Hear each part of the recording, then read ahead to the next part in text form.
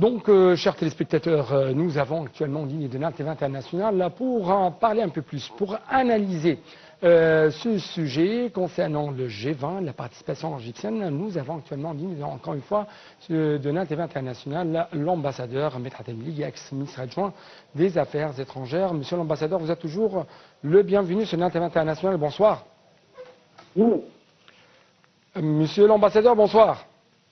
Bonsoir, vous m'entendez? Oui, je vous entends bien et vous êtes toujours le bienvenu sur Nantes International. Merci beaucoup pour nous rejoindre à travers la ligne.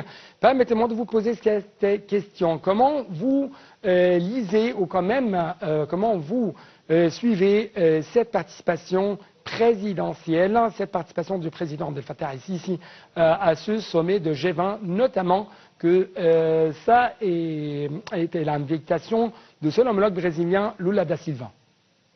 Bon, comme vous le savez, on a reçu une visite de M. de Silva il n'y a pas longtemps en Égypte et il était très important que l'Égypte réciproque et accepte l'invitation. Il y a plusieurs sujets, à part le G20, il y a aussi le sommet du COP. Alors, il y a plusieurs événements qui sont en train de prendre place au Brésil et l'Égypte en tant qu'un des pays en développement, mais en même temps à la tête des pays de la région, que ce soit la région africaine ou même du Moyen-Orient. Alors, la participation égyptienne est très demandée vis-à-vis de ces événements dont on vient de parler. L'Égypte, en ce qui concerne l'environnement, est un des pays pionniers dans ce domaine, notamment que l'Égypte a promis de prendre d'être un leader dans l'énergie verte, notamment l'hydrogène vert, et en ce qui concerne le G20, certainement un pays en tant qu'une puissance économique régionale africaine et au Moyen-Orient. Il est très important que le président lui-même soit présent dans cet événement. Oui. Monsieur l'ambassadeur, quels sont les messages que Monsieur le Président veut adresser à travers le G20, mais aussi qu'attendent les Égyptiens de ce sommet? Je pense que le président Sisi a intérêt à montrer exactement les étapes entreprises déjà par l'Égypte pour recevoir des investisseurs en Égypte. On a déjà payé le prix en ce qui concerne la réforme économique que l'Égypte a dû entreprendre, qui a été assez forte pour les Égyptiens, et que maintenant il est le temps de commencer à chercher la récolte.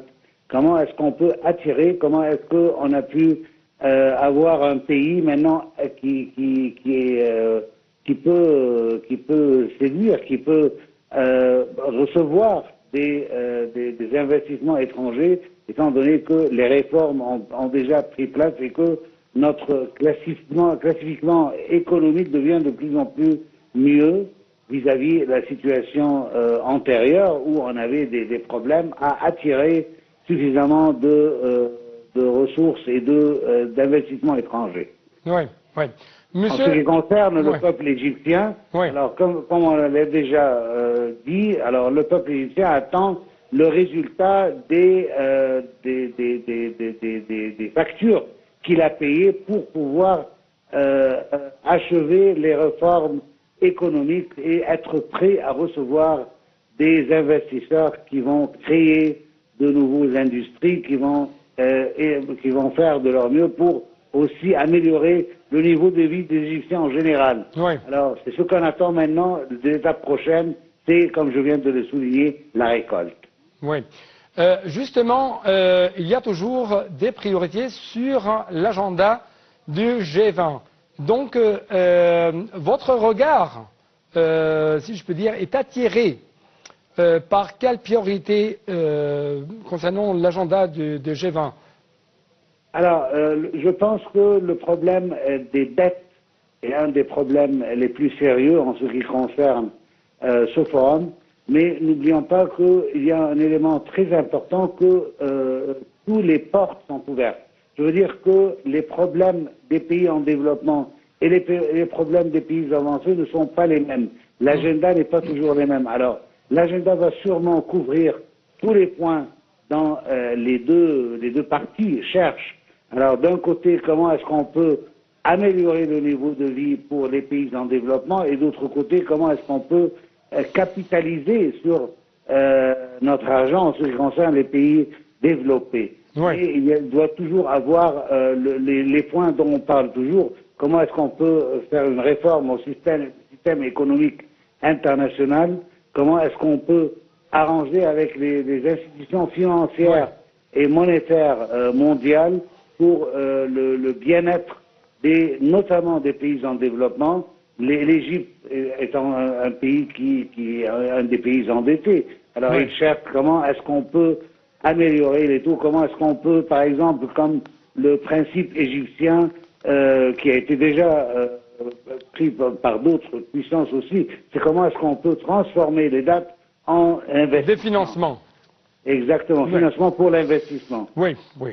Monsieur l'ambassadeur, je dois vous remercier infiniment pour de telles explications de votre part concernant cette participation active de la part de l'Égypte au sein de G20. De retour donc, chers téléspectateurs.